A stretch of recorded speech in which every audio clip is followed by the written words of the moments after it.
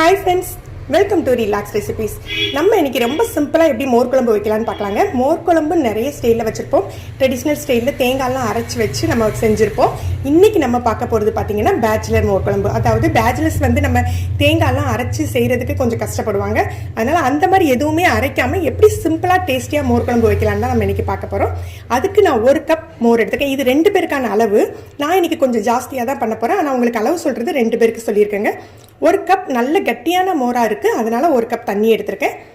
1 பச்சை மிளகாய், நல்ல பெரிய பச்சை மிளகாவா 1 பச்சை மிளகாய் எடுத்திருக்கேன். 1 துண்டு இஞ்சி, அப்புறம் பெருங்காயத்தூள், மஞ்சள் தூள். இதை வச்சே ரொம்ப சிம்பிளா மோர் குழம்பு பண்ணிடலாங்க.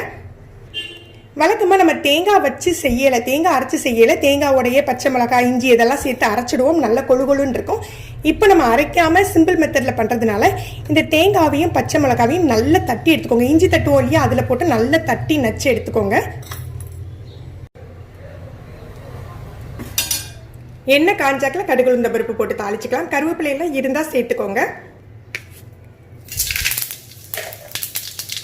பெருங்காயத்தூள் சேர்த்துக்கலாம்.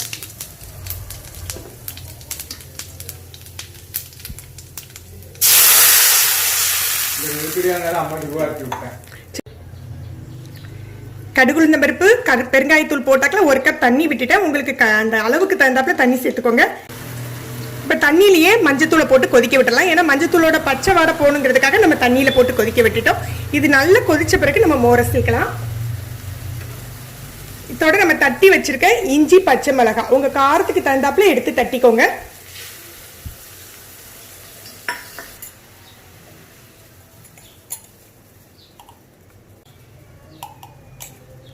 தேவையான அளவு உப்பு சேர்த்துக்கலாம்.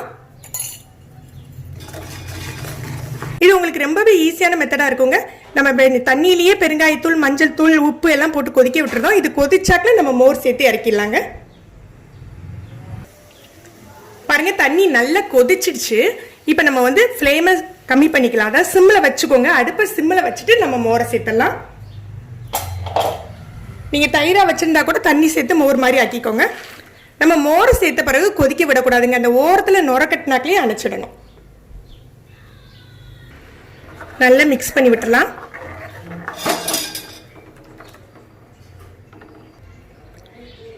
சூடு ஓரத்துல எல்லாம் நுரக்கட்ட ஆரம்பிச்சிச்சு. இந்த சமயத்தில் மல்லி இலை தூவி இறக்கிடலாங்க. மொத்தத்திலே 5 நிமிஷத்துல இந்த மோர் குழம்பை நீங்க தயார் பண்ணிடலாங்க. இதை ட்ரை பண்ணி பாருங்க, எப்படி இருந்தது அப்படின்னு சொல்லிட்டு கமெண்ட் பண்ணுங்க. உங்களுக்கு இந்த வீடியோ பிடிச்சிருந்தா லைக் பண்ணுங்க, ஷேர் பண்ணுங்க. இது வரைக்கும் நம்ம சேனலை சப்ஸ்கிரைப் பண்ணாதவங்க சப்ஸ்கிரைப் பண்ணி கீழே உள்ள பெல் பட்டனை பிரஸ் பண்ணுங்க. அப்பதான் நம்ம சேனல்ல போடுற புது புது வீடியோக்களோட நோட்டிபிகேஷன் உங்களுக்கு இமீடியட்டா கிடைக்கும். தேங்க்யூ.